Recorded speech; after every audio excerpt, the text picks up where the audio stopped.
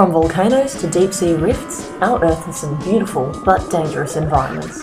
While it might be impossible for us to live there, scientists have found tons of little critters called extremophiles who call these places home.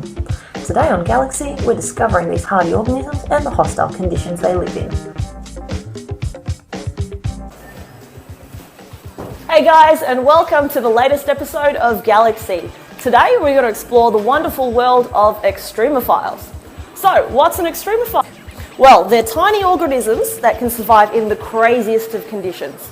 You have some that live in volcanic bedrock, while others prefer the icy tundras of Antarctica. Then there are types that can survive without oxygen, Or others that can even live in acid. So, shall we go find out more?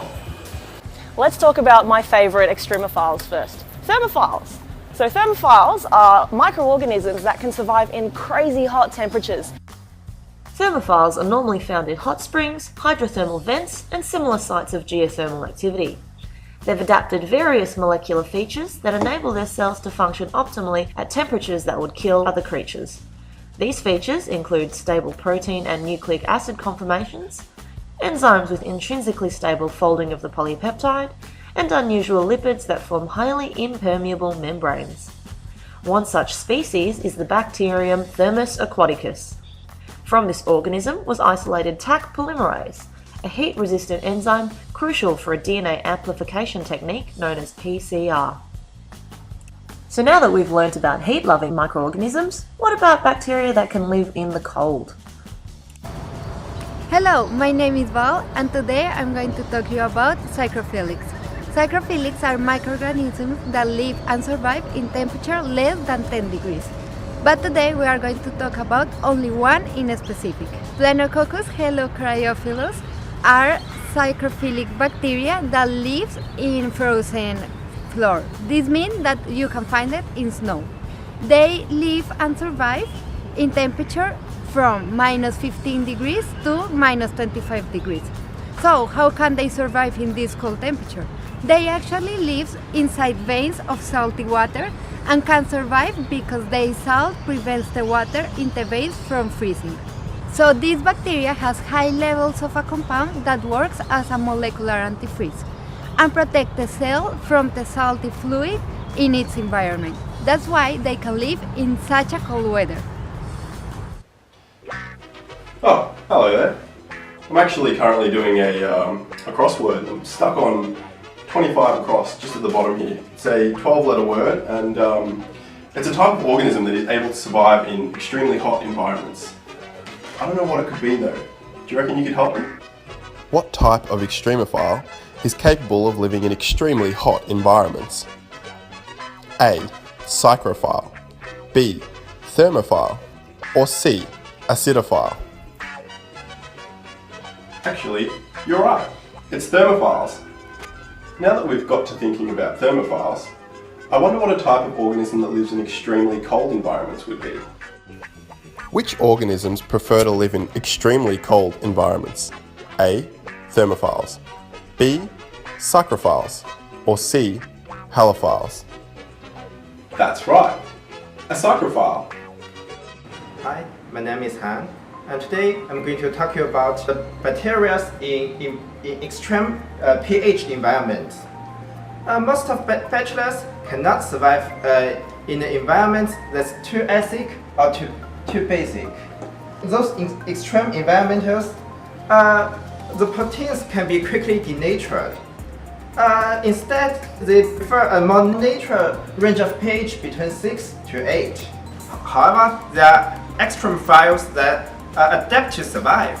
Those microbes survive in a low pH concentration are called acidophils, and while those microbes prefer a high pH range are called alkalophils.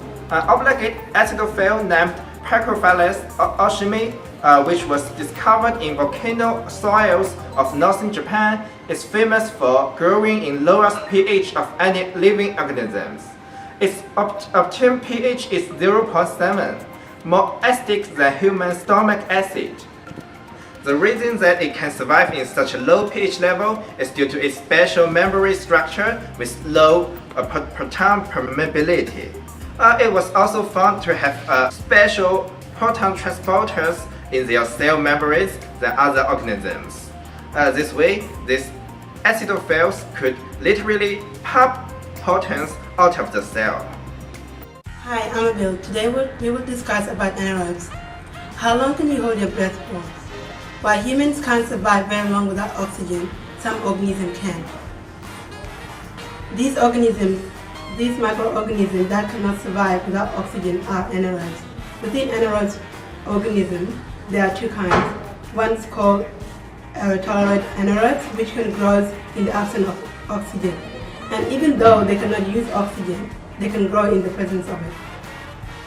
The other is called obligate anaerobes, which cannot tolerate oxygen, and in its presence they can die.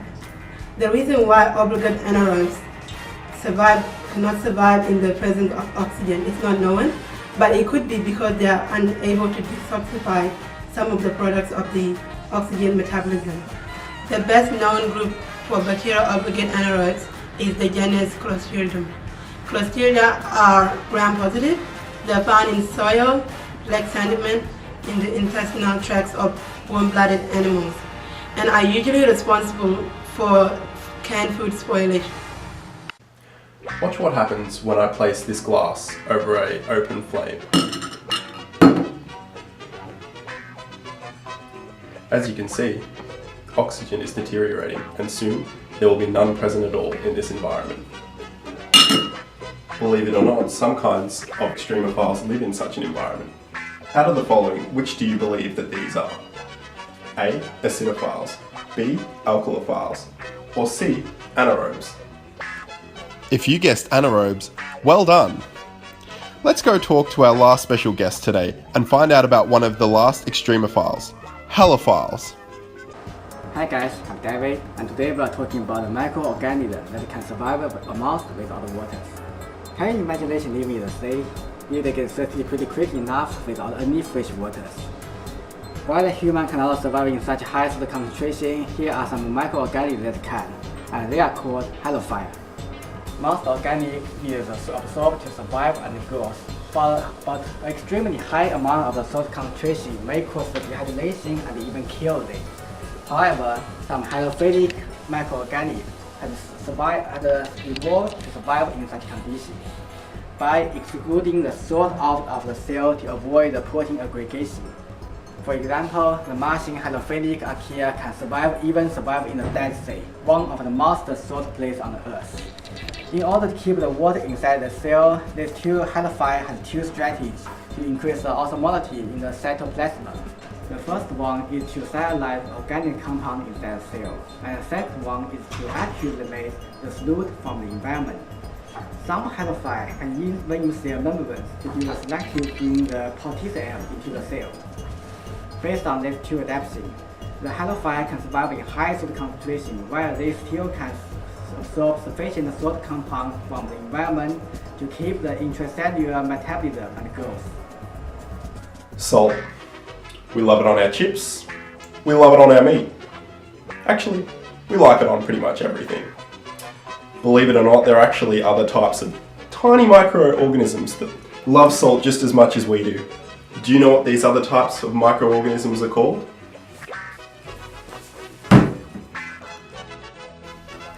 What type of extremophiles require large amounts of salt for growth? A. Acidophiles, B.